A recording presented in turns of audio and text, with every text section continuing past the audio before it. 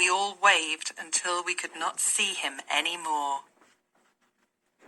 Chapter 9.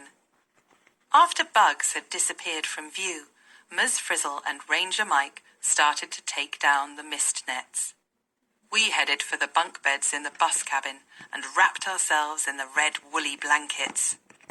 The next thing I knew, the sun was coming in the bus cabin windows. "Rise and shine, sleepyheads," Miss Frizzle called. "It's almost afternoon. You must be starving." Miss Frizzle had fixed a big lunch for us. Hot dogs, hamburgers, baked beans and potato chips. Yum! The food was as good today as it had been the night before. "Time for some fun in the sun," Miss Frizzle said.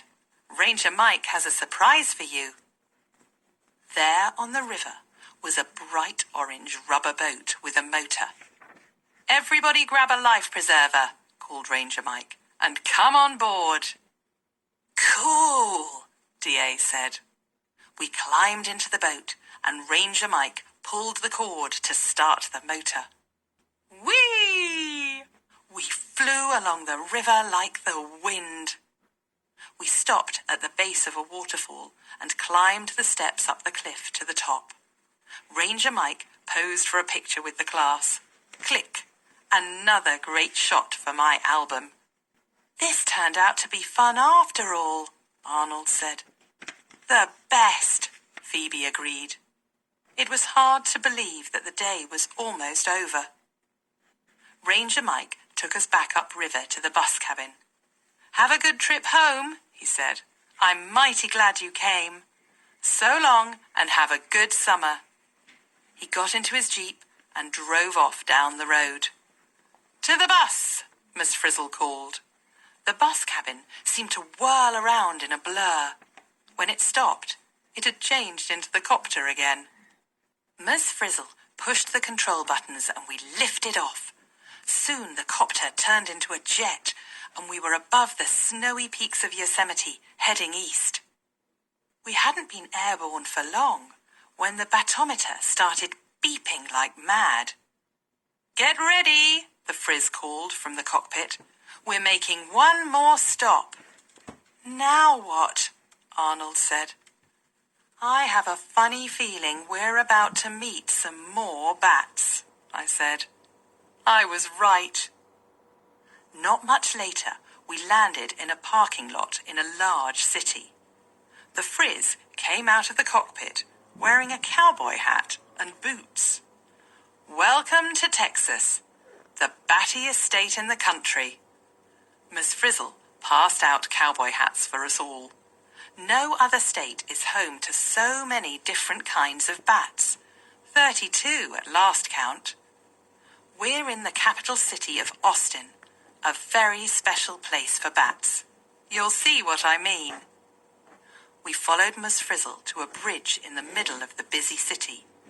The sun was setting, and a lot of people were standing along the railings. They looked as if they were waiting for something to happen. As the sun went down, the clouds turned deep purple. Some bats flew out from underneath the bridge. Then dozens more. A few circled above us, right over our heads. Soon the sky was filled with hundreds of flying bats, maybe even thousands. "These are Mexican free-tailed bats, class," Miss Frizzle told us. "Each summer, more than 1 million of them return to this bridge from Mexico to have their young. The people of Austin are always glad to see them again. And no wonder. The bats eat from 15,000 to 30,000 pounds of insects in a single night." "I guess bats really are our friends," Phoebe said. "And that's no myth." I checked my camera. There was only one shot left on the roll. I aimed at the stream of soaring wings beneath the purple clouds and... click! Another great picture for my album. "Let's Help Bats" by Phoebe. Every year, Thousands of bats are destroyed by pesticides, poisons, or senseless killing. Fewer bats mean more insects. More insects mean more disease and more damage to crops that provide the food we eat. We should all do our part to protect the bats that dive and dart in the night sky. Soon we were back in the bus jet on our way home. I can't wait to see all the pictures you took, Ralphie, Wanda said. Me either, I said. I'll bring them to school when I get them developed. A few days later, I walked into Ms. Frizzle's room with my photo album. Everyone gathered around. Look at us at the grey bat cave, Tim said. I hope that they've put a gate on it by now. I like this one of Ranger Mike setting up the mist net, Wanda said. He was a nice guy. It was easy to see what Phoebe's favourite picture was. Oh, here I am with bugs, she said. I'll never forget that little spotted bat. I knew that was true for all of us.